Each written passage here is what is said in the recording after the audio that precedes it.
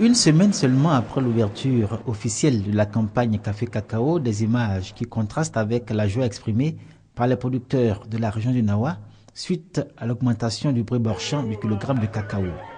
Les acteurs locaux de la filière pleurent encore la mort des leurs, victimes d'attaques de braqueurs et coupeurs de route qui sévissent dans la région. La dernière victime en date, un président de coopérative assassiné sur l'axe Soubré-Opouyo après avoir été dépouillé de 4 millions de francs CFA qu'il venait de retirer à la banque.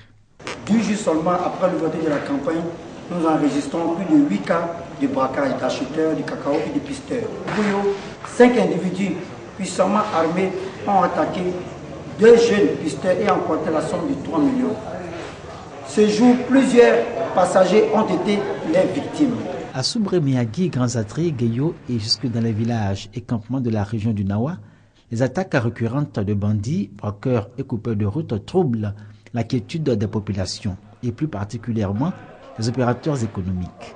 Ils laissent entendre que l'insécurité dans cette région a atteint son pic en ce mois d'octobre. Le plus grave, c'est que c'est la journée que les braquages se font. Dans le temps, c'était un peu dans les quartiers. Aujourd'hui, c'est sur les voies.